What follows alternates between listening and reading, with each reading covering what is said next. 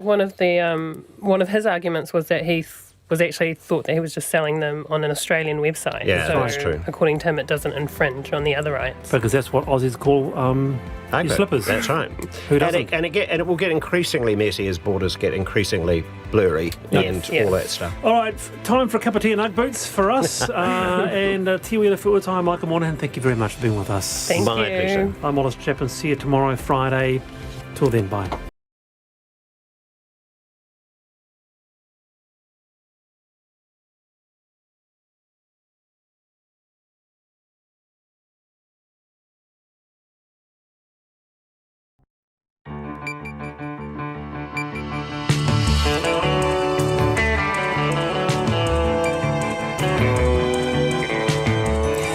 Whakarongo mai koe ki te reo irirangi o Aotearoa. This is Checkpoint on RNZ National. I'm Lisa Owen. E haere aki nei, thanks. The simple message from 3-year-old Axel out of hospital and enjoying a well-deserved pie. We talked to his mum.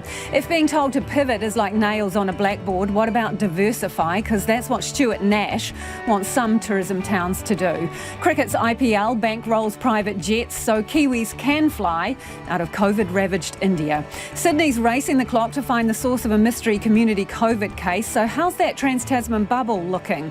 Speaking of racing, are we going to make the COVID vaccination rollout deadline? And Whangarei's town basin gets a touch of gold. We've got the latest on the Huntedwasser Museum.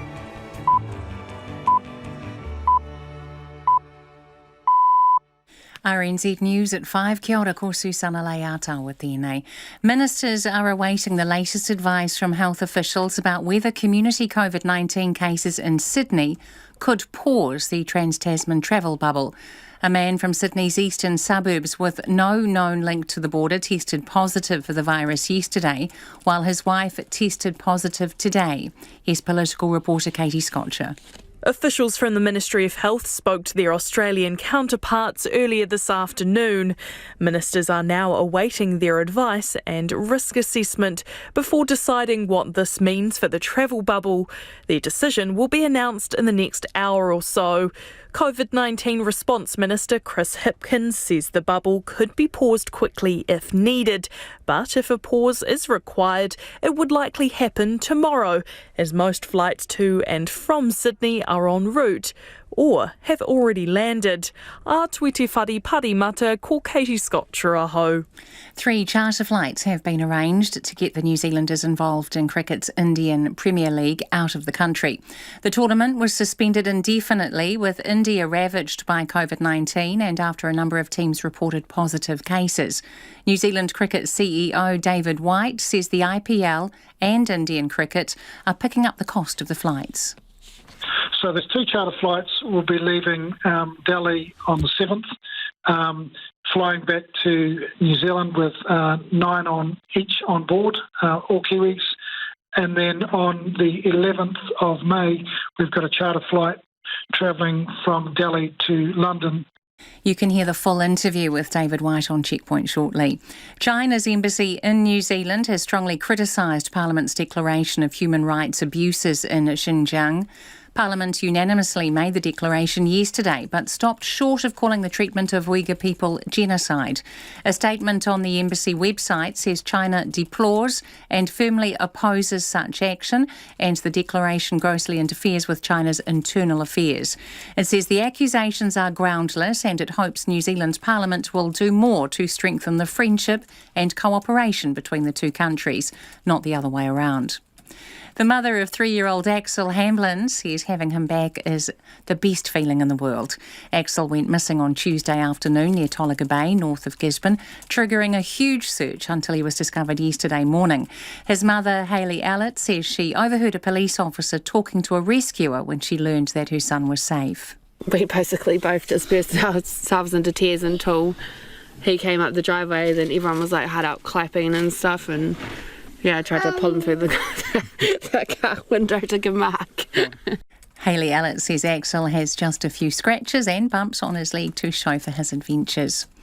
Tourist-reliant regions like Queenstown and Milford Sound have been told they cannot return to the pre-COVID numbers of visitors. The Minister of Tourism, Stuart Nash, addressing the annual tourism industry conference in Ōtautahi, revealed a $200 million support plan for the COVID-impacted sector. $20 million has been earmarked to help Queenstown diversify away from its reliance on international tourism. $15 million will be to ensure Milford Sound is protected from high-density tourism. Mr Nash says a report on how tourism in Milford Sound can be managed will be released next month.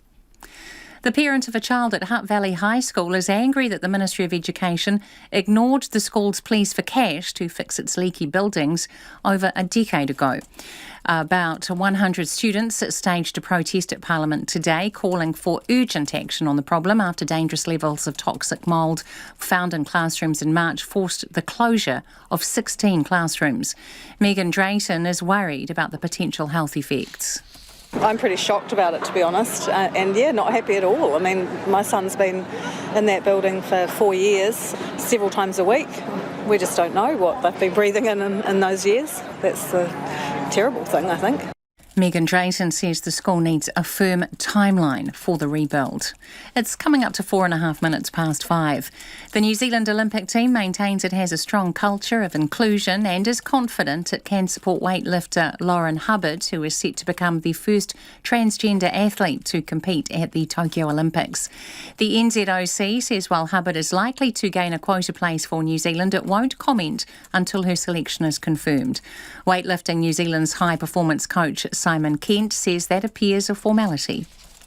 Indication at this stage is that, she's training well. So, all things being equal, and I guess if the last 18 months have taught us anything, that you can't plan too far ahead, mate. So, if things go as they are, then the hope would be that she'd be in the right physical and mental shape to be put in that position. The Crusaders have named an unchanged lineup from the team that beat the Blues in their final round-robin game for Saturday's Super Rugby Aotearoa final against the Chiefs. All Black midfielder Braden Eno has been named on the reserves bench and is set to play his first game for the Crusaders this season after suffering a serious knee ligament injury in October's North-South game.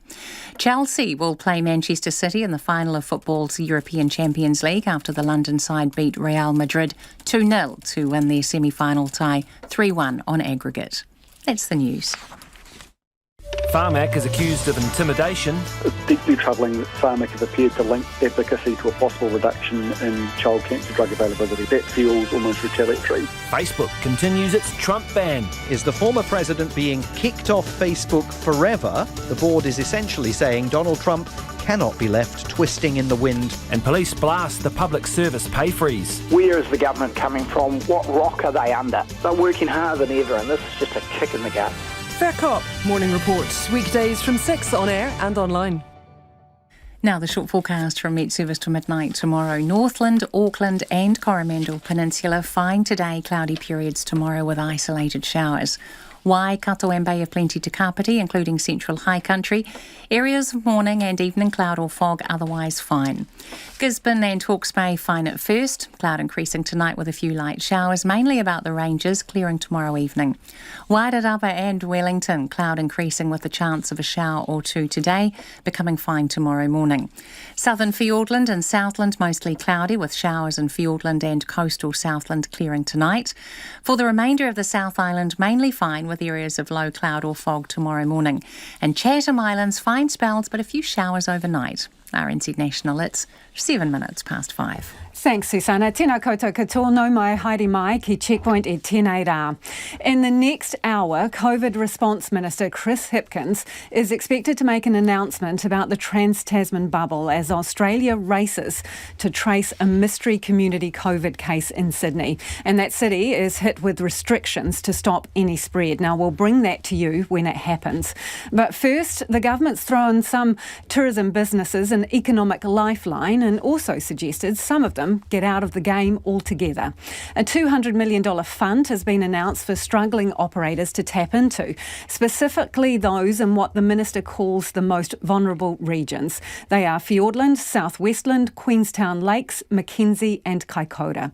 The money's earmarked for diversifying certain regions, expert planning advice and promoting tourism activities. Now, the Minister in charge is Stuart Nash and he joins me now. Minister, before we get on to your announcement today, obviously Trans-Tasman bubble affects tourism. What do you know? Don't know much at all, actually. Waiting to hear Chris Hipkins' announcement at the same time as you, but pretty gutting, actually, isn't it? What are you anticipating could happen, given the framework that you set up? What level are we at here? Look, to be honest, Lisa, I can't make any informed comment on that. I just don't have all the details in front of me. Feeling a bit nervous about it, though, if it is a shutdown? Well, I suspect a whole lot of tourism businesses and airlines are feeling a bit nervous about it because, there's a lot of people booked from New Zealand to go to Australia and Australia to come here. And if there's any form of close down, then that will obviously disrupt their plans. But, we've always been very clear that we'll take a health approach first and foremost, and Minister Hipkins will have all the details in front of him, so I'm assuming he will be able to inform you if you would talk to him, but certainly his decision will be well informed. OK, well, let's talk about the things that you announced today. $20 million to help diversify Wanaka, Queenstown. First off, what is that $20 million to buy? What's it for? Well, it's to really underwrite the diversification of the Queenstown/Wanaka economies. What we do know is that they are overly reliant on tourism. That's not a particularly, from an economic perspective, it's not a particularly healthy state of affairs. We would like to help them diversify. There have been a number of businesses and sectors that have actually put their hand up, and there's a lot of work going on in the space at the moment. So anything that we can do to help speed up that process, then we're more than willing to do that. But Minister, what do you mean when you say underwrite? Can people apply for that money? Is it for a study? What is it actually for? No, certainly not grants in any way, shape or form. It's for working with key sectors of the economy outside of tourism to see what they can do or to help them set up in Queenstown/Wanaka area. Obviously not tourism businesses because this is for diversifying the economy. But it's not a grant. It is very much a business process that will allow the creation or the adaptation or the relocation of certain businesses and industries outside of that. So what do you reckon they should diversify into? Well, that's not really for me to tell them. It's for them to come up with a plan and to present it to me. And when I say them, I'm not just talking about the Queensland Lakes District Council. I'm talking about the business community there. There are some amazingly innovative people that live in Queenstown, and a number of ideas that have been put to me are very exciting, but that needs to move to the next phase. We're not going to fund feasibility studies, but we will help fund or help businesses or business sectors grow or relocate or establish themselves there. You did make a couple of suggestions, though. Digital Innovation Hub and a movie studio. So, what happens to the local barista or the mountain guide? You can't turn them into a coder overnight. So are you just replacing one workforce with another?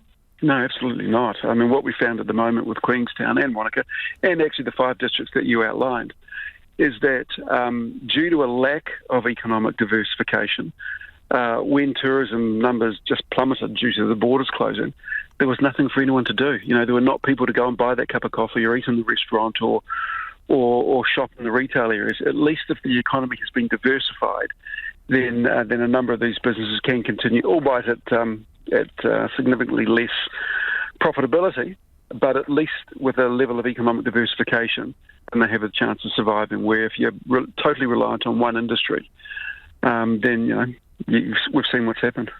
So a $49 million fund to kickstart hibernating businesses. Presumably that's not going to Queenstown or Wanaka because you want attrition, don't you? No, what we recognise is there are a number of businesses that had good sound business models, but because there is a lack of international tourists here, that they have had to either hibernate or significantly downsize. But we also recognise that when the borders open, these will be highly valuable businesses, and we want to ensure that they do have a level of finance available to ensure their business can open and deliver on the sort of experience that we want international tourists to have. So who's going to screen the ones worth saving and the ones you don't want? Because you do want these two areas to diversify away from tourism, so there's no point chucking money into businesses that you actually don't want to have around. So we won't be giving these businesses money as they hibernate. We'll be giving them money as they come out of hibernation. And there will be a process that they will have to go through to make sure that the business is still economically viable and sound. What, like the Strategic Tourism Assets Fund? No, not at all. This will be, the details are still to come, but it certainly won't be that level of finance for each business, but it will be enough to allow them to actually gear up and provide a level of experience that our international visitors expect. I was interested in the numbers of visitors for Milford Sound, 870,000, and the comment that it cannot return to that level. What is the right number of visitors for that area? Well, what we do know is that we were tourism was beginning to erode social licence to operate, and by that I mean that Kiwis were questioning if, in fact, the number of international visitors we had in this country was delivering for our communities. When a sector loses its social licence to operate, then very quickly we stop providing a level of service or the level of experience that I think our international tourists demand and require. So if you think that's happened in Milford Sound and there was annual visitor numbers of 870,000, what is the number that you think is, the sweet spot? Yeah, it's not about what is the number, Lisa. It's about how do we deliver on the experience. And, so what's that 15 million you're giving then? What will it deliver on the experience?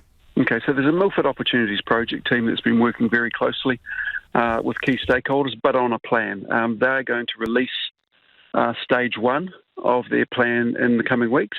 What this will be is to help fund stage two, which will require an exhaustive amount of consultation with key stakeholders, mana whenua, tourism operators, locals, to ensure that we actually get the experience right. So it's not returning to how it was. I mean, you talk to people, you talk to Kiwis and overseas tourists who had gone down there. It looked like a camper van car park. There were planes coming in and out. There were huge cruise ships coming in and out. It wasn't the sort of environmental nature experience that I think we were selling to the world. And Simon Upton reiterated this the Commissioner for the Environment reiterated this in his report on tourism.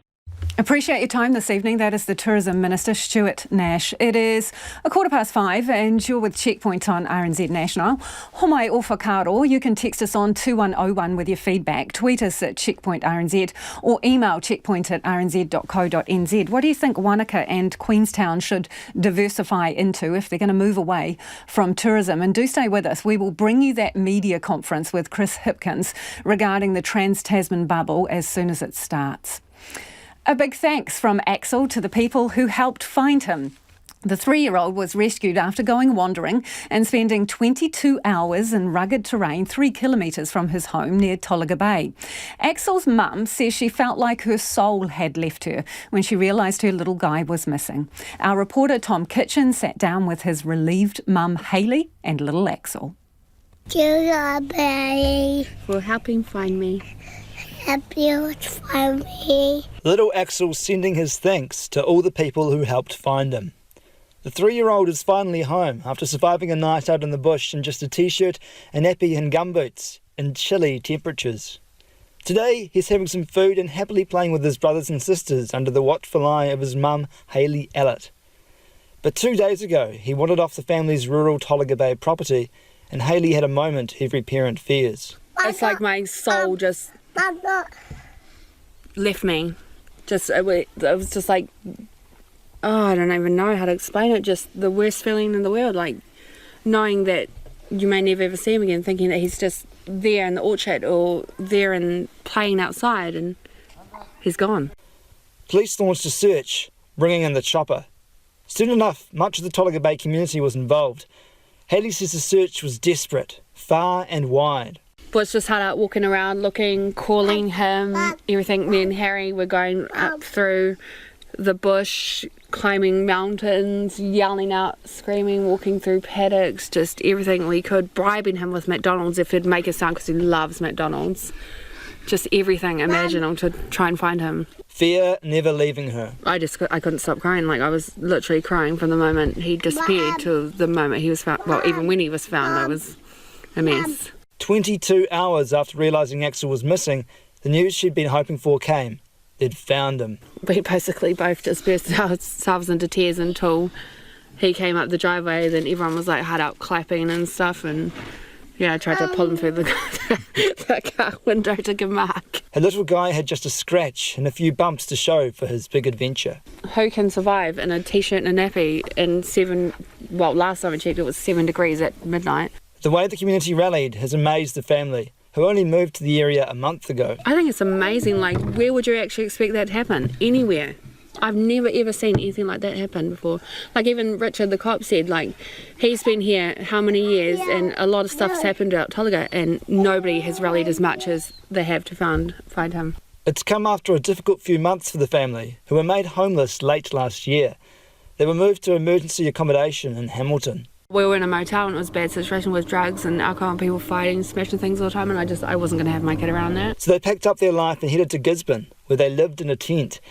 After being stung by a $400 fine for camping in an area they shouldn't, they put out a Facebook call for help. That's when the owner of the rural Tolaga Bay property they now live in offered them his batch.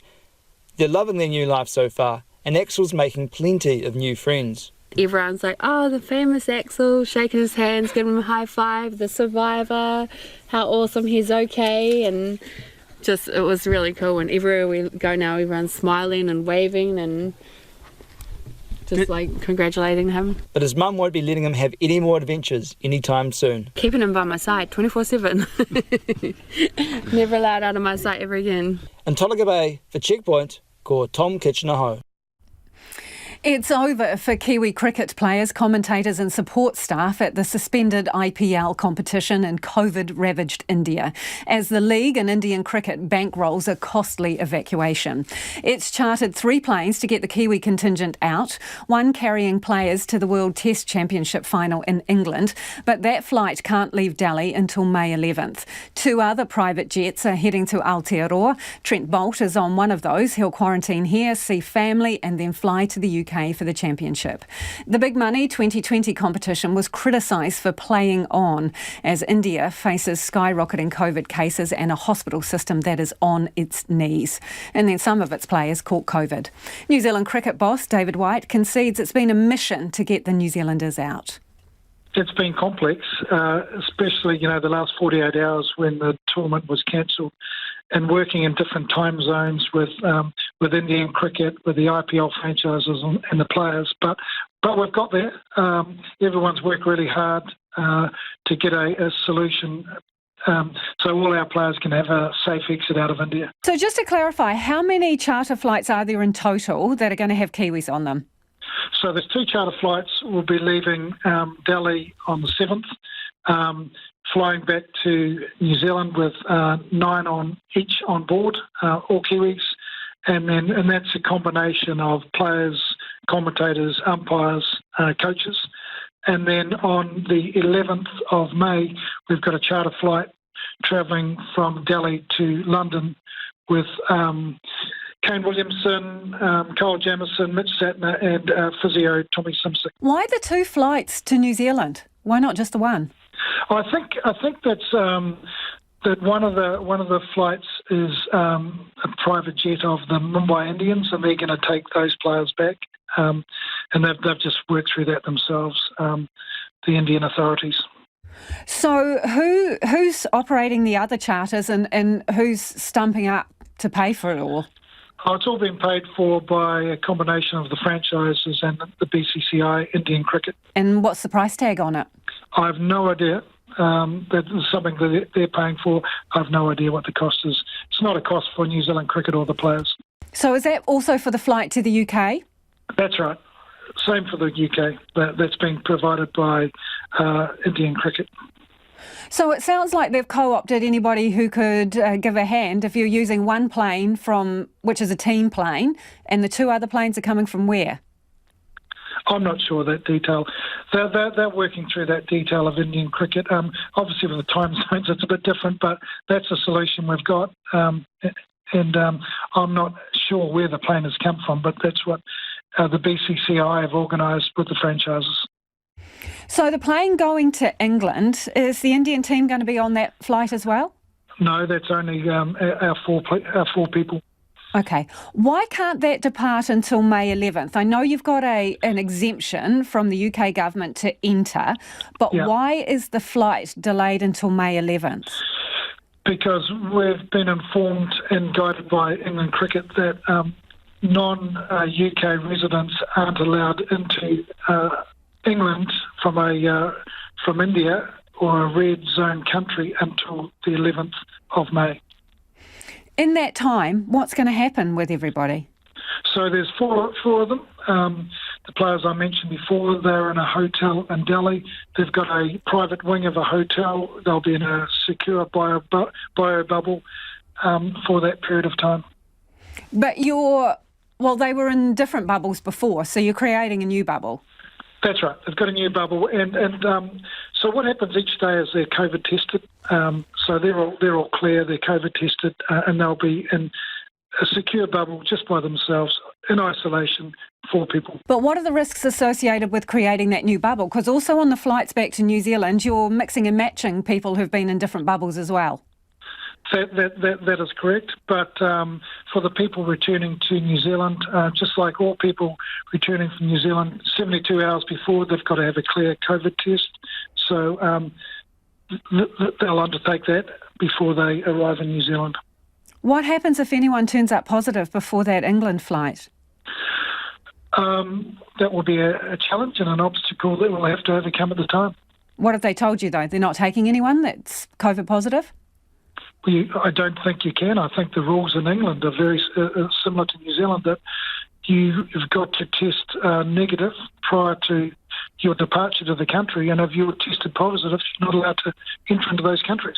I'm very sure that's the same as in New Zealand. So anyone who tests positive before these flights take off is going to be left behind? Correct. And who's going to be responsible for them then? Well, we'll just have to work through that. We've had great support from Indian Cricket and the franchises. We've worked closely with them. That's an obstacle that we would have to overcome at the time, and hopefully that won't happen. So the planes coming back to New Zealand, have you got any spare capacity there? To be quite honest, I haven't worked on the detail of the capacity of the planes. I know that that's been organised by Indian Cricket and the franchises.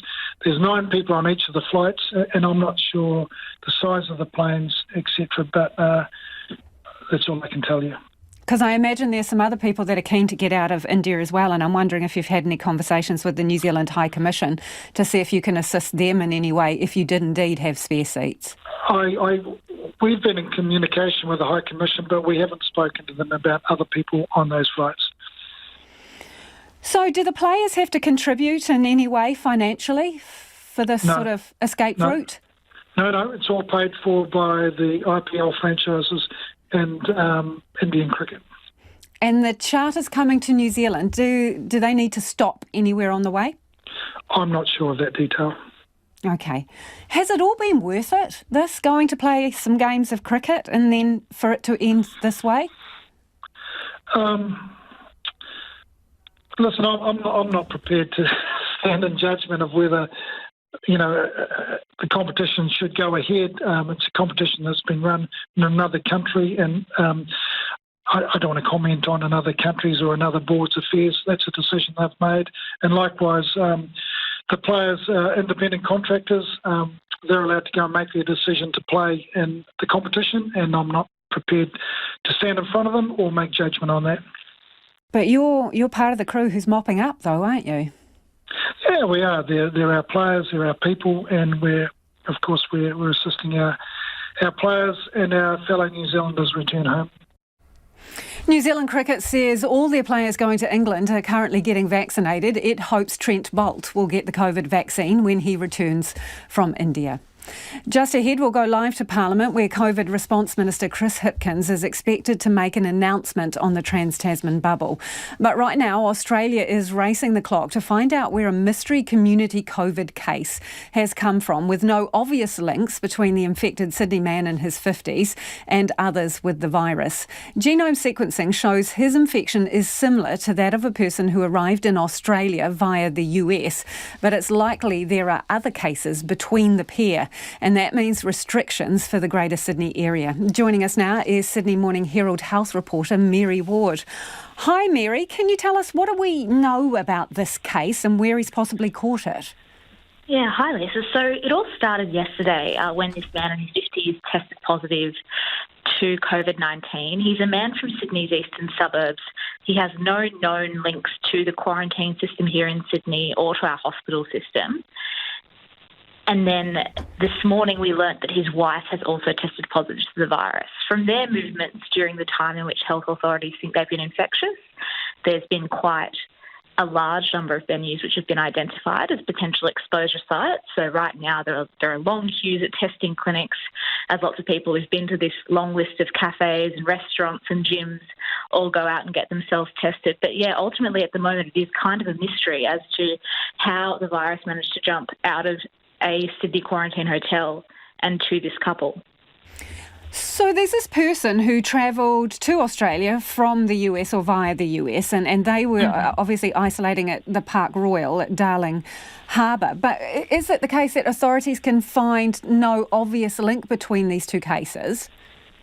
Yes, basically, yes. So that what we have is we have a genomic link.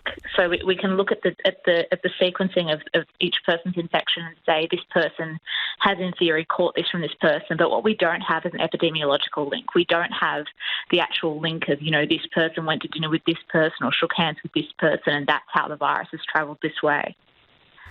Given that the State Premier has indicated, well, there's probably one between them and there could be more, what's the fear here? Well, at the moment, Sydney is looking at increased restrictions until Sunday. So at the moment, Sydney's living with basically no restrictions at all. They've introduced a 20-guest cap on households and also reintroduced masks on public transport as well as in shops and places like that. And then I guess we just figure out, we increase our testing rates and we figure out how many other cases there are. And if there aren't, it could just end up being a mystery, which has happened here before with the Northern Beaches cluster that we had over Christmas. Ultimately, we never managed to find out exactly how the first local case there occurred. Mary, what's been the reaction to the restrictions? Because I was watching part of that press conference with Gladys Berejiklian, and there are NRL games on the weekend or over the period where there are these added restrictions. They're still going ahead. Mother's Day, she said, go enjoy your Mother's Day. So, is it a mixed message? Yeah, She would say no. She would say that the message is that it's business as usual for businesses, as she said. She hasn't changed the caps on venues like restaurants, like stadiums. We have a few major musicals at the moment playing in Sydney. You can go and see Hamilton or Frozen in the same way as you would have before. And then what we've done instead is we've sort of looked to mitigate the risk. So it's about wearing masks in these venues. It's about having smaller household gatherings where we know that more transmission does occur in a household sort of setting where practices like social distancing aren't being enforced. Appreciate your time this evening. That's Mary Ward, who is the health reporter with the Sydney Morning Herald.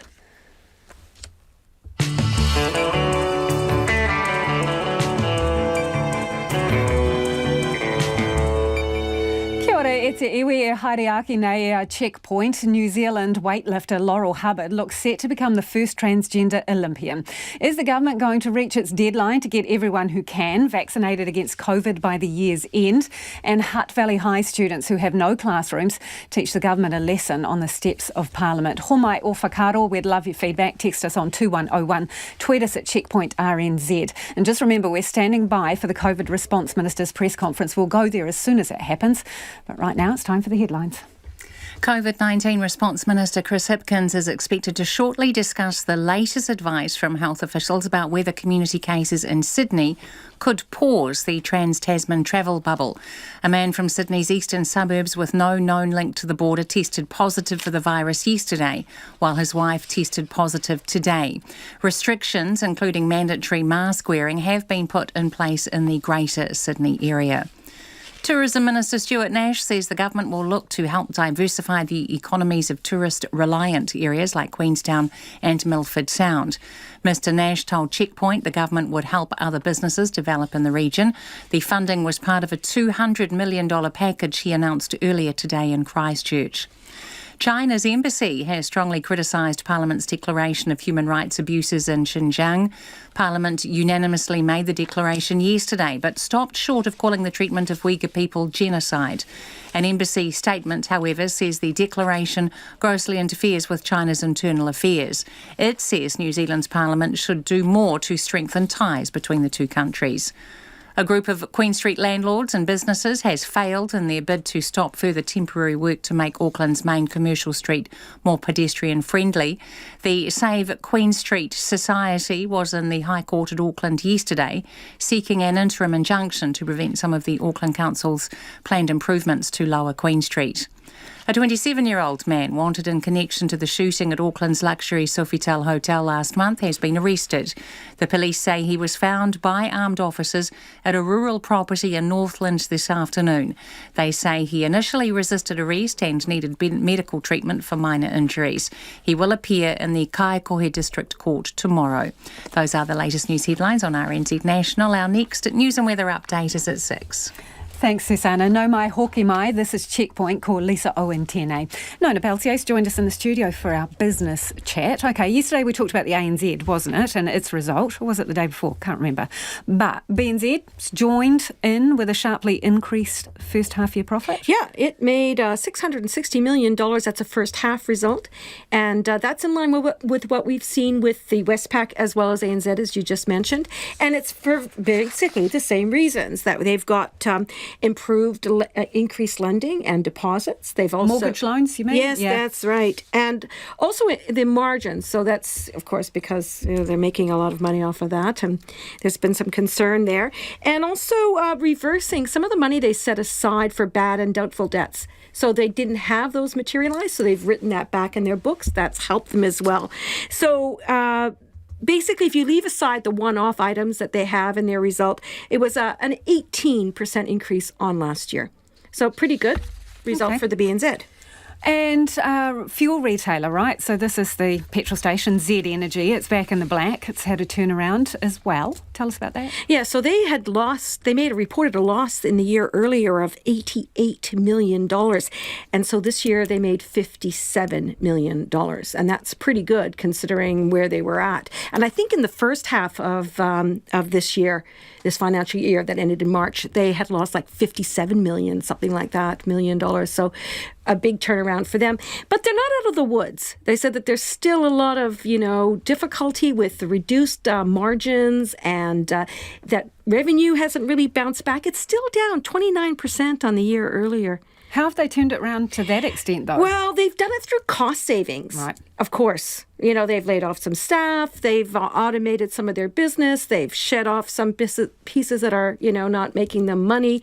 They've really had to rationalize, and they're not out of the woods. One of the things they're looking at right now is New Zealand Refining. They own about 15% of that company, and they are the refinery at Marsden Point. They are supporting a move away from a refinery to becoming an importer of refined goods. And the reason for that is that in Asia, there are a number of new refineries opening up that are more cost effective than anything we can do here in New Zealand. And it's time for us to sort of close up shop here, import, and get a better deal overall for everyone. Okay, let's take a twirl around the markets, eh? Right, okay, so interesting. We had some interesting news this afternoon out of Australia.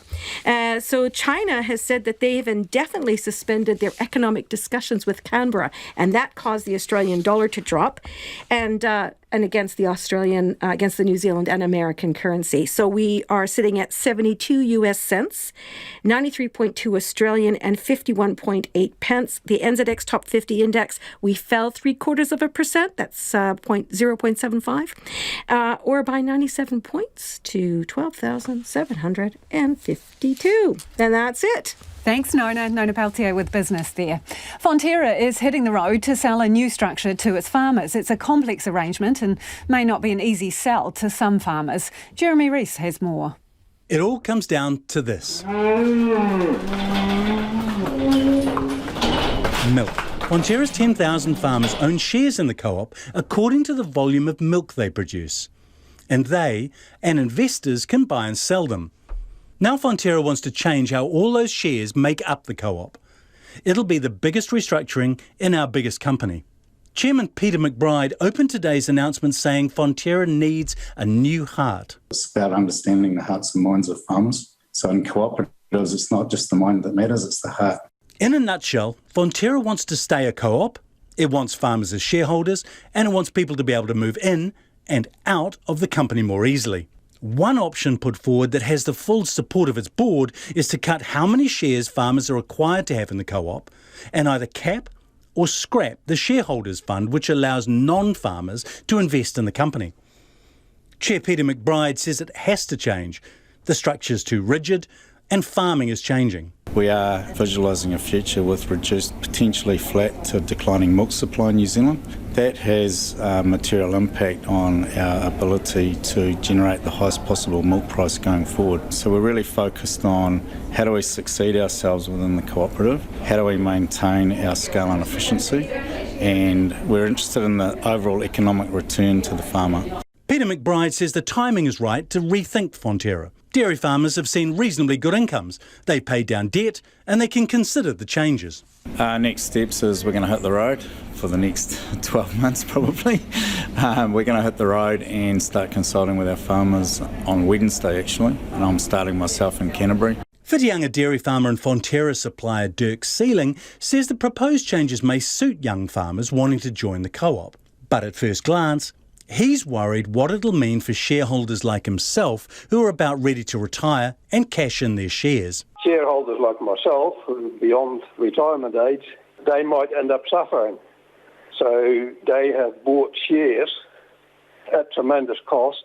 Over the years, they've had little or no dividend on those shares, and now there's a real risk that the market will go down because demand will be reduced. He says Fonterra may struggle to convince ageing shareholders. Mr. Sealing says if Fonterra wants to shore up its milk supply, there are other places to look. What the biggest barrier to new milk coming in is when Fonterra can't pay as much as other companies do, and that has a lot to do with the efficiency of the company. And having said that, I think Fonterra's on the right track. I think they have improved their efficiencies, but they still have a long way to go. Federated Farmers Dairy Chair Wayne Langford says he doesn't want to pass judgment on the preferred option just yet. It's a really a critical time for the co-op as such, because we've seen some significant change in the way we're operating in the last few years, particularly with Miles Hurrell as the boss. And so now's a good time to have a look at that capital structure and what we want to look at it to look like over the next 10 to 20 years really. Mr. Langford says anything which will make it easier for younger farmers to get involved in the co-op is a good thing. When you look at what Fonterra put out today, it's actually quite a different mandate than what we've heard in the past. Typically, Fonterra have been looking for more and more capital, to grow bigger and whatnot around the world. Now this is a different approach, saying, hey, maybe we don't need as much capital, so we're going to wait until we perform as a business and then use that to fuel our growth rather than the capital of farmers. So I think it's a good conversation to be having for sure. For now, the size of Fonterra's shareholders' funds is capped while farmers consider the changes. And Fonterra will be out on the road selling its new vision from next week. For Checkpoint, ko Jeremy Rees tēnei. It is 20 minutes to 6. I'm Lisa Owen and you're with Checkpoint on RNZ National. He Muriaki in Pitipita Kōrero after the news at 6. Wanaka's told to diversify away from tourism, but to what? Indian Australian community leaders are warning of a potential backlash at the ballot box, with many furious at the government's decision to make it illegal for Australians to return from India. The Immigration Minister's holding a series of urgent meetings with Indian Australians to repair the damage that's been done. The ABC's Jane Norman reports. It was a get-together like so many others conducted during COVID. The Immigration Minister and about 20 Indian Australians met for a virtual Q&A. And after the hour-long meeting, this was the verdict from one of them. There is going to be a backlash against the government, and that's only appropriate, I think. Amar Singh founded the Sikh charity Turbans for Australia. He says the meeting was ultimately fruitless. There's no justification, he believes, for the travel ban. In my opinion, it's a ban without a plan. They've just done a knee-jerk reaction to this situation. Do you know anybody who is stuck in India at the moment who wants to come home, and can you kind of paint a picture of what it's like for them at the moment? I actually don't know anyone that doesn't want to come back. People are saying even if we get jailed or we get fined, we'll still at least be with our families. There's people that are stuck there, haven't seen their family members or kids for 12 months. The government's pause on flights from India has left 9,000 Australians stranded. In the past week, the number of those considered vulnerable went from 600 to 900. Look, we understand. And we're breaking into this piece to bring you the live press conference with COVID Response Minister Chris Hipkins. Very closely. Our health officials have been working with the health officials in Australia to understand the situation and to gather further information. They have been able to identify a likely source of the recent community infection in New South Wales. It is most likely to be a case in one of their managed isolation facilities.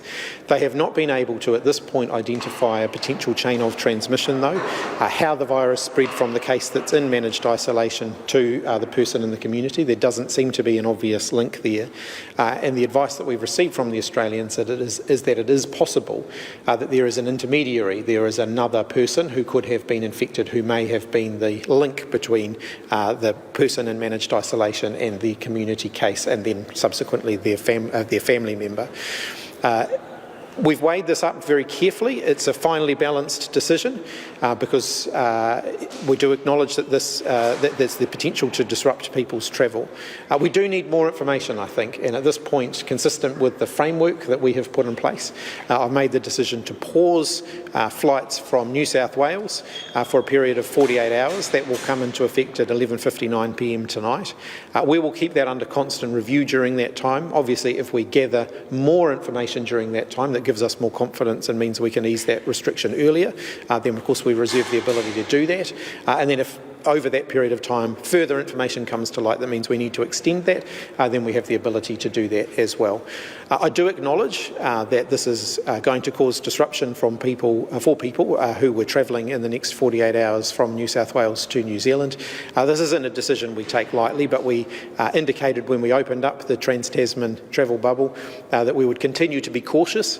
We are continuing to be cautious. We have taken a period to assemble as much information as we can. Obviously, if we could get more information that gave more certainty, we may not have needed to make this decision, but ultimately we haven't yet got that information, so we basically need some more time.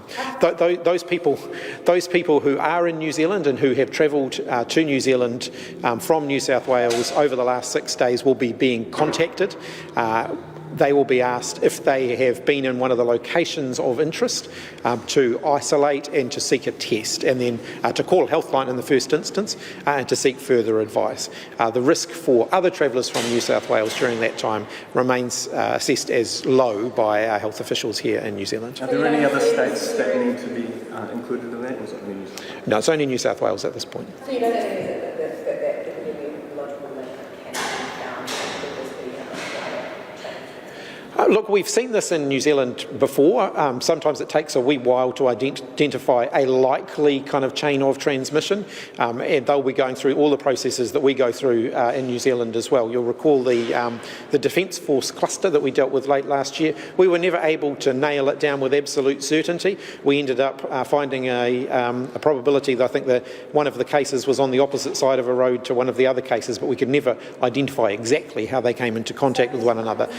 But they'll be working as hard as they can to try and identify that. Has that link been made to the possible one in IQ through genome sequencing? Yes, that's right. So the genome sequence.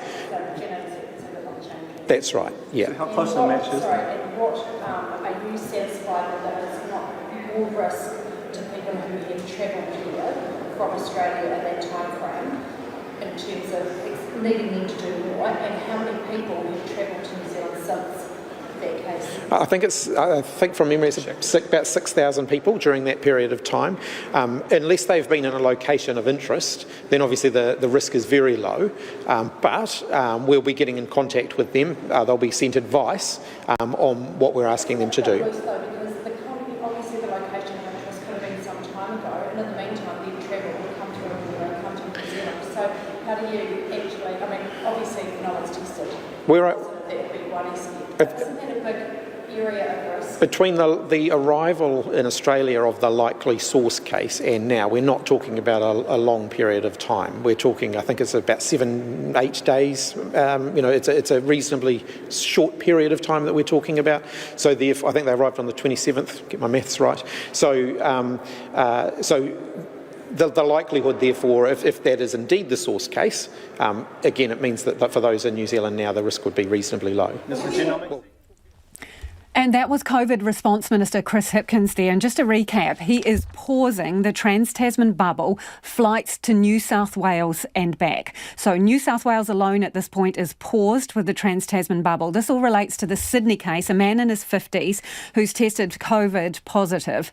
It is a community case. They say there's a genome link to a person who was in an isolation hotel in Sydney, but they can't work out what the physical connection is, and they are concerned there are intermediaries, other people infected between the source case and this particular man.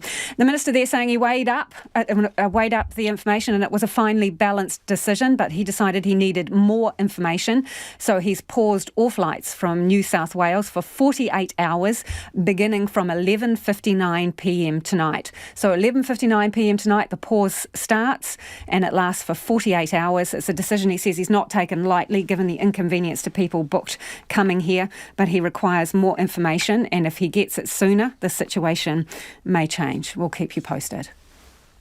About 100 Hutt Valley High School students turned the front lawn of Parliament into a makeshift study space today to protest the state of their school buildings. Dangerous levels of toxic mould found in classrooms last term have forced the closure of 16 teaching spaces and other facilities and forced about 500 students to work from home half the week. Ruth Hill went along to the protest. As protests go, this was a very orderly one. These senior students from Hutt Valley High School don't want to miss any more school time, so they brought along folding chairs, picnic rugs and even a couple of tables and set up on Parliament's lawn. Everyone unpacked textbooks, tablets and art projects and requested the parliamentary Wi-Fi password, which was written on a whiteboard. Then they put their heads down and worked, while juggling interviews with reporters and MPs looking for photo opportunities. Head girl Charlotte Leach and head boy Patrick Maslin say they want to bring home for MPs the impact the leaky building problem is having on students. It's a bit scary for us, I guess, but also for the teachers, I guess, because we come in and out of that block. But the teachers, the English department, they're in there. They've been in there all day, every day for years. So I guess that's quite worrying for them. And, we just want to be in healthy classrooms. I think all, Kiwi students deserve to be in healthy classrooms, and I don't think it's asking very much. It's not a privilege to have warm, insulated classrooms. It shouldn't have to get to that level. They would have to ask for it. High levels of toxic mould were discovered in March after air testing requested by the school 2.5 years ago finally took place. Teachers in C Block were given 30 minutes to clear their desks before the whole building was sealed off.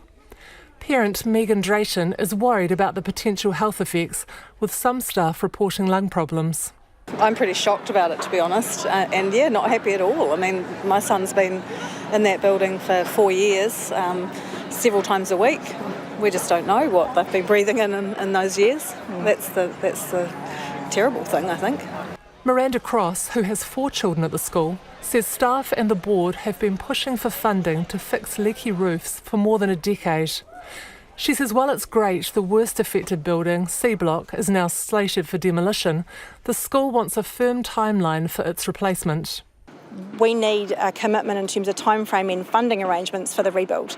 We don't want the temporary prefabs which have been committed, which is great, but they need to be temporary. We've got other temporary prefabs on that site that have been there for 40 years. National's education spokesperson Paul Goldsmith admits there are long-standing issues with school infrastructure, but says the current government can't blame its predecessor now. I'm tired of excuses, and I think these kids here are tired of those sorts of excuses. They just want classrooms over their heads. 4 years into a government, you need to actually take responsibility. And like I say, with the massive amount of money that's been spent over the last 2 or 3 years, you've got to focus on the basics. And that means when you have a crisis like this, you respond quickly and you get the kids back into the classroom as soon as you can. Hutt Labour MP Ginny Anderson says the schools had to put up with awful learning conditions for a long time, and she also wants to see a time frame for the rebuild. I'm probably less inclined to wanting to point the finger on which government did it, but more focused on future outcomes to make sure our community has a high school that's operating. Acting Principal Denise Johnson fully supports the students' action. They're pretty keen that we get a commitment for the future. They have brothers and sisters and cousins who will be coming to this school. There's prefabs out there that they've been there for 30 or 40 years. And I guess we'd like a commitment that this isn't just going to be a prefab school going into the future. She says since the mould was discovered in March, ministry officials have been brilliant, working with teachers to keep students connected and organising prefab classrooms which will arrive in August. A public meeting hosted by Ginny Anderson will be held at the school tonight, so the school community can hear directly from ministry officials about their plans for the rebuild. For Checkpoint, Ruth Hill. And let's return now to our earlier story. That is, the COVID response minister has pushed pause on the Trans-Tasman bubble. From 11:59 tonight, there will be no flights from New South Wales. This is on the back of a case of a Sydney man who's been identified with COVID. He's in his 50s and they can't work out exactly where it's come from, although it is genomically linked to a person, a returnee who travelled back to Australia via the United States on the 27th of last month. Well, joining me now is Tony Blakely to talk, about what's going on over there. Tony, what's the worrying thing about this case? They seem to have a source, so what are they concerned about? Well, it's a bit like what happened in Auckland some months ago now, whereby you've got something that's happened at the border, in this case in quarantine, you've got another case that's popped up and they're not linked together. They have to be linked somehow, and if you don't know where it's coming from, it means that there's infection out in the community somewhere that you don't know about. Hopefully that infection is one of those chains that just fizzled out and happened to pass it on to only one person and everything's okay, but you can't guarantee that. It is possible that there are chains of infection happening out in Sydney and New South Wales right now, and that explains why your minister has shut the border. Maybe, to say it's preemptive might be overstepping it, but that's why he has made that decision. Yeah, what do you think of the call? Is it the right one to be that cautious? That's really a decision for New Zealand to make. What I can reflect on is the way that it's played out over here, where the 8 states and territories have done this chaotic dance now for over a year. And some states and territories are more risk-averse. That's not to be critical, it's just a statement of fact. So WA is more risk-averse and New Zealand is more risk-averse, which is fine. So based on that criteria, it probably does make sense to pause it for a little while until we see what happens. That said, if the border had stayed open, the chance of 1 out of 7 million people in New South Wales, I think, being infected and unwittingly getting on the plane is small, but it's there. It's small, but it's there. So closing the border is a sort of pretty sensible, risk-averse decision. Our minister said this returnee who came back to Australia via the United States arrived back around the 27th, and obviously the Sydney man tested positive, I think it was yesterday. So there's sort of 7 to 8 days of him wandering around. I mean, what are the implications of that? Yeah, well, there's 2. The one thing is he's wandering around, which, everybody intuitively says, oh my gosh, he might have infected a lot of people, which is possible, not guaranteed possible. But the good news about that, on the other hand, is if for 7 days, and if it's jumped to another person with somebody skipped in the middle, 7 days means that there should really only be one connecting person between the person at the border and the person who's been detected. If it had been, say, 10 or 15 days, you might be worried about 2 people being in that chain, which increases the number of possible infections. So on the one hand, it's not good to have a missing link, and there could be more out there. On the other hand, there's probably only one link missing so far. So the restrictions that have been put in place around Greater Sydney, mask wearing if you're inside, no more than 20 people at home, yet the NRL games are going on over the weekend. The Premier says Mother's Day is normal. I mean, how effective do you think those restrictions would be? Well, this is classic New South Wales approach to it. It would be different if it was New Zealand or different if it was WA. New South Wales has a less risk-averse approach and a bit more, not really laissez-faire, but just a little bit more relaxed. So what they're doing is they're doing the things that are of no great imposition to people, and it's no great imposition to put on masks, and masks are highly effective. So that's a sensible thing to do. But this is classic New South Wales trying not to disrupt things too much until they get a bit more information. Appreciate your time this evening. That's Professor Tony Blakely, who's an epidemiologist at Melbourne University. In normal times, thousands of people flock to Broadway in New York every night to watch some of the world's most famous shows. But theatres have been shut since March last year because of the COVID pandemic. Now, finally, a reopening date has been announced for Broadway fans to pencil in their calendars. The BBC's Vincent Dowd has the details. The decision has come from the Governor of New York, Andrew Cuomo. Broadway can reopen from Tuesday, September the 14th at 100% capacity.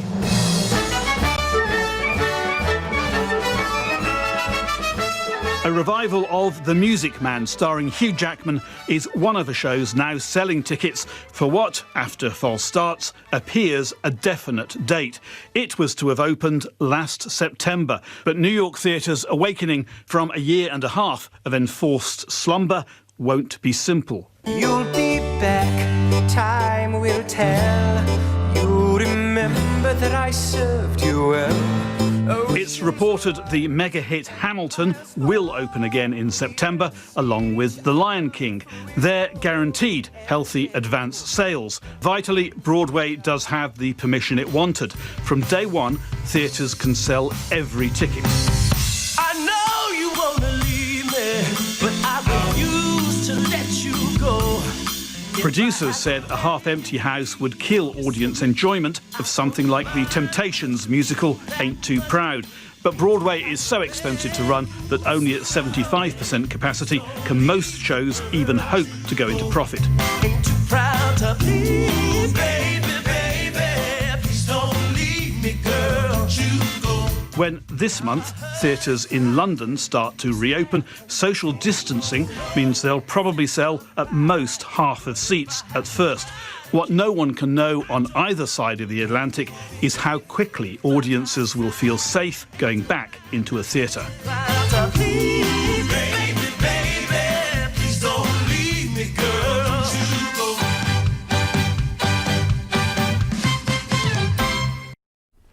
Well, if you're just joining us, COVID Response Minister Chris Hipkins has announced that while he's pushing pause on the travel bubble, the Trans-Tasman travel bubble with New South Wales from 11:59pm tonight, that part of the bubble is on pause. Now, this is because of a man in Sydney in his 50s who's tested positive for COVID, and authorities over there are unable to tell exactly how he contracted it, although genome sequencing has linked it to a traveller who returned to Australia from the United States and was in an isolation hotel over there. Our minister says he needs more information in order to ensure certainty, and out of an abundance of caution, he has decided to pause the New South Wales bubble from 11:59pm tonight. That's going to last for 48 hours. We'd love to hear from you. If you had plans to travel during that time, do get in touch. Text us on 2101 or tweet us at Checkpoint RNZ. RNZ News at 6. Ngā mihi nui ko Susana Leata with DNA. Quarantine-free travel between New Zealand and New South Wales will be paused from 11:59pm tonight. A man from Sydney's eastern suburbs with no known link to the border tested positive for the virus yesterday, while his wife tested positive today. COVID-19 Response Minister Chris Hipkins says genome sequencing has linked the man to a recent returnee who arrived in Australia from the United States. Mr Hipkins says a cautious approach is the best course of action. We do acknowledge that that there's the potential to disrupt people's travel. We do need more information, I think, and at this point, consistent with the framework that we have put in place, I've made the decision to pause flights from New South Wales. Chris Hipkins says this pause will be in place for 48 hours and will be under constant review. He says New Zealand's contact tracers will be in contact with the 6,000 people who have arrived from Sydney since the 27th of April. Northland's District Health Board has sincerely apologised for the frustration people have experienced trying to access the COVID vaccine. The DHB has not been meeting its vaccination targets and has been under fire from people who've been trying to get a vaccine but have been unable to contact them. It says its phone and email systems have been overwhelmed by demand and that Healthline will provide staff its free phone number from tomorrow to help it handle more calls. calls. It says it set ambitious vaccination targets and is working hard to achieve them. China has issued a statement that has strongly criticised Parliament's declaration of human rights abuses in Xinjiang. Parliament unanimously made the declaration yesterday, but stopped short of calling the treatment of Uyghur people genocide. The Chinese embassy website says China deplores and firmly opposes such action, and the declaration grossly interferes with China's internal affairs. Prime Minister Jacinda Ardern says the comments are not unexpected. You know, there have been a number of statements that have been made globally on the human rights situation of the Uyghur people, but unlike many others, there were no abstentions on our motion. Ours was one that was supported by the Parliament and is in line with other statements we've made calling out what we consider to be the credible evidence of human rights abuses there. The Chinese embassy says the accusations are groundless. The Minister of Tourism says before COVID-19, Queenstown and Milford Sound were not delivering tourists the experience that was sold to them. $35 million has been allocated to help the two areas move away from relying on large numbers of visitors. Stuart Nash has told Checkpoint that while tourism will remain a big earner, both destinations can't return to old ways. You talk to Kiwis and overseas tourists who had gone down there, it looked like a camper van car park. You know, there were planes coming in and out, there were huge cruise ships coming in and out. It wasn't the sort of environmental nature experience that I think we were selling to the world.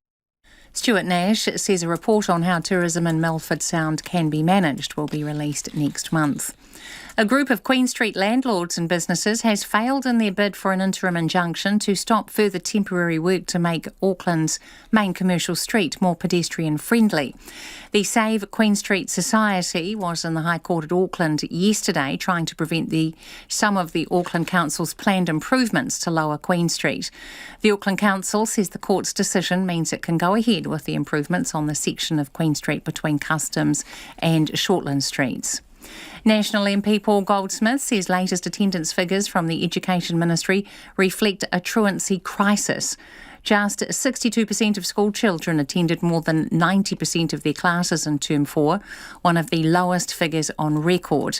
Among Decile 1 schools and Māori and Pasifika students, less than half attended school regularly. Paul Goldsmith, National's education spokesperson, says it's not good. The latest figures confirm the truancy crisis we have in this country, and particularly in the context of declining standards in maths and our international competitiveness. It's well known that if you're not attending regularly, it makes it so much more difficult to learn. Paul Goldsmith says there needs to be greater efforts to track down truant children and find out why they're not at school. A bill to extend the extra immigration powers given to the Minister to respond to COVID-19 has passed through Parliament. The powers were due to run out this morning but will now continue until 2023. Immigration Minister Chris Whāwhoi says over the past year, rapid decisions have been made to extend visas, vary conditions and waive some application requirements across entire visa categories. He says the extension of those powers to 2023 ensures the immigration system can continue to be responsive and flexible. It's 5 minutes past 6. The Crusaders are not expecting this weekend's Super Rugby Aotearoa final against the Chiefs to be any easier than their last 4 finals. With the Crusaders looking for their 5th trophy in 5 years, the resurgent Chiefs are widely considered as underdogs after finishing last year's season winless. However, Crusaders coach Scott Robertson isn't taking anything for granted. Experience counts, but it's still on the night. We know that 7:05 we need to be on and be at our best, and the experience that you bring in does count, but you still got to be at your best at that time. The Crusaders will take on the Chiefs at Rugby League Park at 7:05 on Saturday.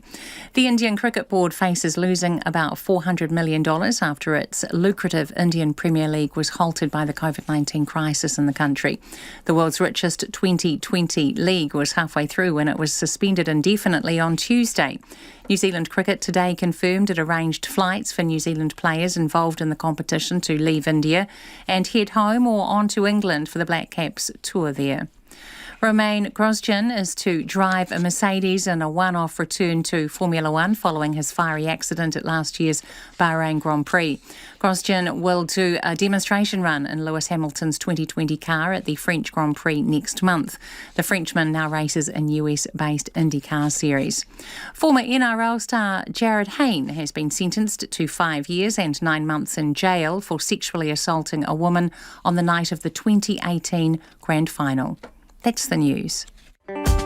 Tonight on Nights we talk world weather with meteorologist Eric Brenstrom. Alison Ballance has her last look through the Our Changing World archives before standing down as host. She heads back to 2017 to join an expedition to Putauhinu, one of the Titi Islands around Stewart Island. And our overseas correspondent in Taiwan, William Yang, joins us from Taipei. That's Nights with me, Karen Hay, after the news at 7 on RNZ National. Now the short forecast from Met Service to midnight tomorrow. Northland, Auckland and Coromandel Peninsula fine tonight. Cloudy periods tomorrow with isolated showers. Waikato and Bay of Plenty to Kapiti, including central high country. Areas of morning and evening cloud or fog, otherwise fine weather. Gisborne and Hawke's Bay fine at first. Cloud increasing tonight, a few light showers, mainly about the ranges, clearing tomorrow night. Wairarapa and Wellington, cloud increasing with the chance of a shower or two tonight, becoming fine tomorrow morning. Southern Fiordland and Southland mostly cloudy, showers in Fiordland and coastal Southland clearing tonight. For the remainder of the South Island, mainly fine, areas of low cloud or fog tomorrow morning. And Chatham Islands, fine spells but a few showers overnight. RNZ National, it's coming up to 8 minutes past 6. Thanks, Susanna. No mai hoki mai. This is Checkpoint. Ko Lisa Owen tēnei. The South Island was the big winner in the government's $200 million support package aimed at helping COVID-struck tourism businesses through international border closures.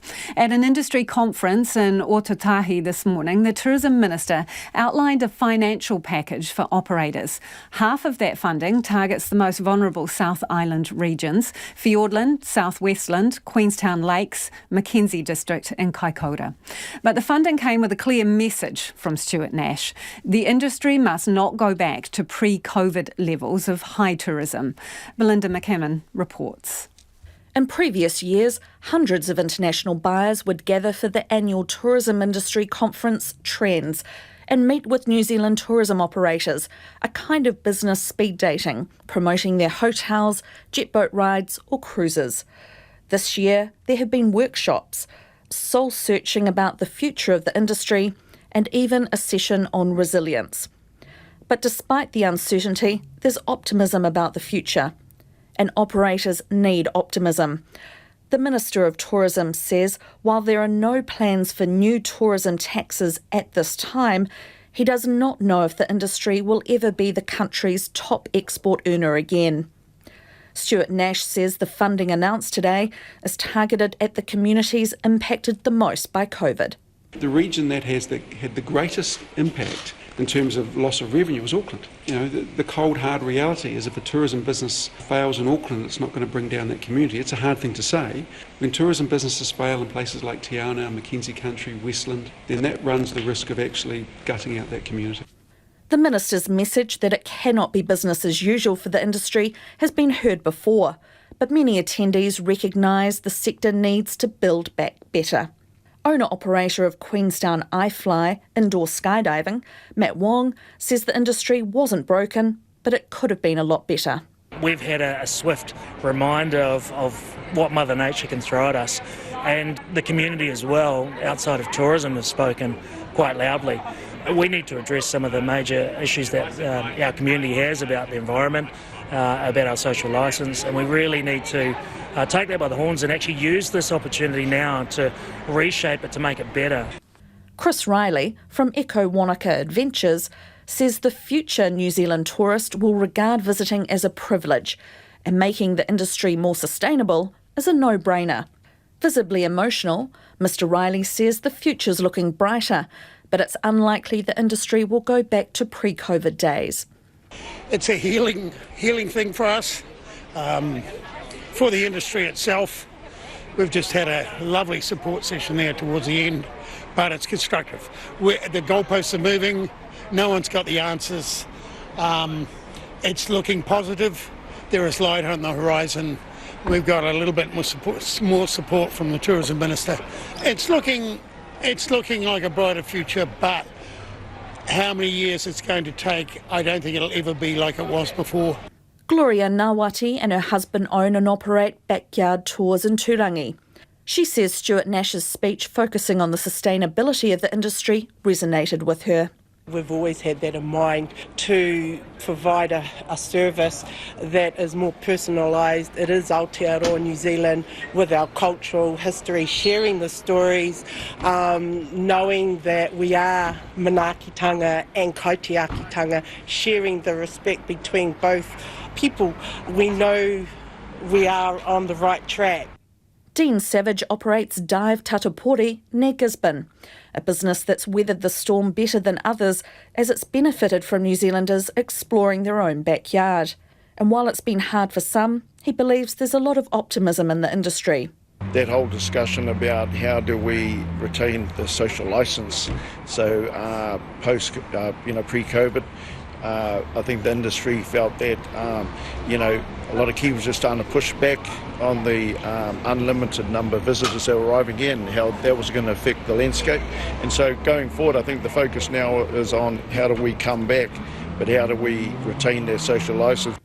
The Minister of Tourism says today's funding announcement is significant and will help protect communities, enable businesses to make challenging decisions and rebuild tourism in a way that strengthens New Zealand for generations to come. In Christchurch for Checkpoint, Belinda McCammon. Diversify is up there with pivot in the buzzword department and is often thrown in the way of tourism industry throughout the COVID crisis. As part of the package announced today, the Minister's earmarked $20 million to help Queenstown and Wanaka businesses diversify away from tourism. Tim Bark is the GM of Lake Wanaka Tourism and joins me now. Tim, I suppose the starting point is, do you agree with the Minister that you need to move away from a reliance on international tourism? Thanks for having me on the show. Yes, we do, but it's not going away from international tourism. It's in conjunction with international tourism. So we'll still be concentrating on domestic visitation as well, and rather concentrating on it as that bringing in a number of tourists. What we want to do is welcome people to our community so that we can have a stronger connection and bond with them. But it is important to have a more diversified economy, and that's why the news from the Minister today was really welcome. So what does diversity look like in Wanaka then? Because, I mean, if you go online, you're a resort town, all the tourist activities are there listed. If you're not that town anymore, what are you? Well, we are still that town, but we have the possibility to be much more than that. So diversifying the economy, for example, there's a lot of opportunity in the tech sector, and the film industry, and a lot of other ideas that are being floated at the moment, and helping us achieve that becomes part of our story of Wanaka and the story that we can share as a community with our visitors that we host, and that I think will make us attractive to the people that will fit in best with our community. And those were two of the suggestions that the Minister commented on, a tech hub and film studios. How viable and realistic is that for Wanaka? I think it is really viable. I think who doesn't want to live in a magical place with outstanding landscapes, a community with great lifestyle, great activities and recreation that we can all enjoy. And people who like interacting with each other. And, already we're working together as a visitor industry, working with the other local industries like agriculture and construction, for example, as to how we can benefit the community and the place. And, asking the question, rather than how can we get the community on board with what we do, let's start with the community and what's precious to them. And remembering we are part of the community as well. What are our taonga? What do we want to protect? What would we like to enhance? And how can we use our local industries to help achieve that? But if you were going, say, down the path of a tech hub or film studios, I mean, what would the timeline be for a change like that? And how do people survive and make a living in the meantime? That's a really good question, and the good news is a lot of that work is already underway. There are businesses that have already started up. There are other ones that are going through the due diligence and investigation pathway. And for example, a lot of the work that agriculture is doing with protection of waterways and regeneration of soils and better farming practices, those are all things that people who are overseas are looking and listening and wanting to learn about, and they are an important market for who we can attract. That becomes part of our story as Wanaka and part of the story that we can share. Thanks, Tim. It's nice to talk to you. That is Tim Bark, who is the General Manager of Lake Wanaka Tourism. It is almost 17 minutes past 6 and you're with Checkpoint on RNZ National.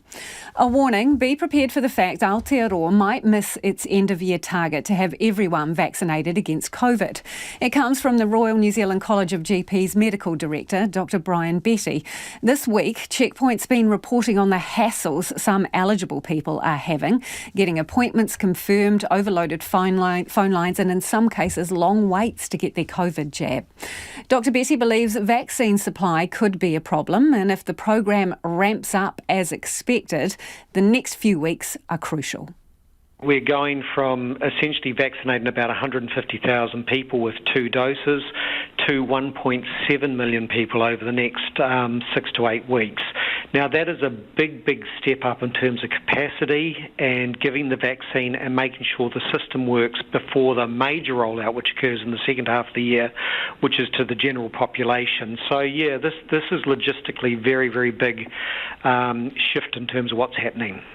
Do you think they've got it covered?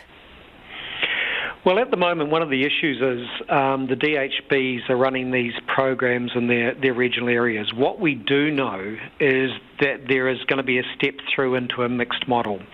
So there will be possibly big stadium events, there will be immunisation centres, and general practice and pharmacy are going to start to come onto line, especially from July onwards.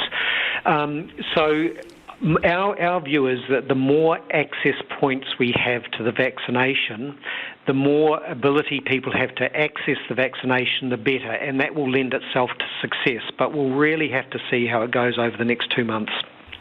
Do people, and by people I mean just members of the public, do they understand what's going on? Are you getting a lot of questions? Certainly we're getting a lot of anecdotal evidence from around the country, from GPs in particular, that patients are asking questions about the COVID vaccine. They're asking, is it safe? Do they have any problems with medications they may be on? Should they be getting the vaccine? Should they be getting the flu vaccine first? And where would they get the vaccine when it becomes available? Certainly at the moment with this rollout to the over 75s, which is about to kick off, the plan is for most of the DHBs to be contacting patients in that age group to set up an appointment to have the COVID jab. Also nursing homes are going to be targeted. So yeah, GPs are answering all sorts of questions around the COVID vaccination at the moment. For the majority of our patients, we are saying that the big rollout is from July onwards, and that there'll be a lot of general practice involved, but hopefully there's going to be easy access to the vaccine. Because whenever we do a story on this, we get a lot of feedback from people who say, I'm in XYZ group, I've heard nothing, I don't know what's happening, where do I go, who do I talk to? Is that kind of what you are seeing in the queries? I think up until this point, there's been quite a bit of that type of thing going on. The system started to kick over a couple of months ago when COVID became available. There's been very restricted access to the number of doses in the country, and it was rolled out in a very restricted way. Look, it was variable in terms of how it's been done up until this point. I think this is a very organic situation, that the system's sort of learning from what's happened. It's put in place other things, and I'm sort of hopeful that as it does ramp up, that these problems will actually lessen. Are we relying on hope? No. I think we're relying on plans that the DHBs have put in place. I mean, from a general practice point of view, it was only 2 to 3 weeks ago that there was a clear indication from the Minister and from Ashley Bloomfield that general practice would be involved. Up until that point, we were quite unclear as to the role that general practice would play going forward. So it's only now that we're starting to think about the plans and what's about to happen. But are you crystal clear about the role you will play? Look, I think it's still not 100% clear at this point. What has just happened is a lot of the DHBs have put out expressions of interest to practices across the country to see if they're interested in being part of the COVID vaccination rollout. Now, what we do know is the College of GPs surveyed GPs around the country, and we found that about 60% of GPs answered in the affirmative that they want to be involved in the COVID rollout. About 32% were saying they were unsure, and I think that was due to the lack of clarity around whether general practice would have a role early on in the COVID rollout, and less than 10% were saying, look, they didn't have the capacity to do it for a variety of reasons. So there is a big motivation for general practice to be involved. Those expressions are going out, those responses will be going back, and we'll have a clearer idea of how much of the sector is going to be involved in the distribution of the COVID vaccine. The government has told us that everybody in the country who is eligible will have access to the vaccine by the end of the year. Do you think realistically we're going to meet that target? Oh, look, I think we have to be really pragmatic about this. I think it would be great if we did reach that target. However, this is the single biggest vaccination event we've ever seen. If we think about 4 million people being vaccinated and each person requires 2 vaccines, that's 8 million vaccines that need to be given. Now, the other thing that's coming into play here with the sort of tragic situation in India and the disaster that's happening there, there's potentially the likelihood of disruption in terms of vaccine supply from overseas. Now, look, I think we do need to be quite relaxed about that in the sense that New Zealand's in a relatively good position at the moment. It doesn't have COVID. The borders are relatively secure.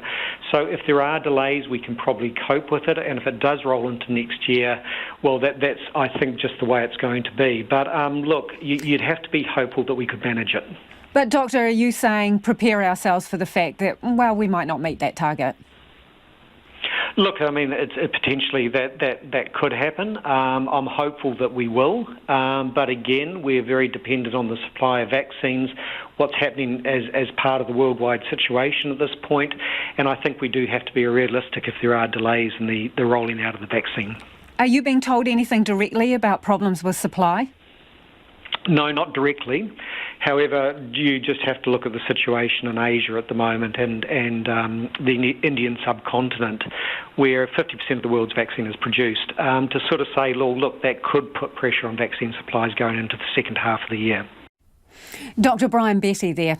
Now, the government's plan to rejuvenate rail is being criticised by national and road lobbyists as ideologically motivated and wasteful, taking resources away from road safety improvements. This morning it released its 10-year plan for rail investment, signalling it is full steam ahead with plans to shovel in billions of dollars to get the country's rail infrastructure back on track. Hamish Cardwell reports. The industrial rail yards on Wellington's waterfront, not long after dawn. Workers in high-vis watch as dignitaries in suits arrive at a white marquee.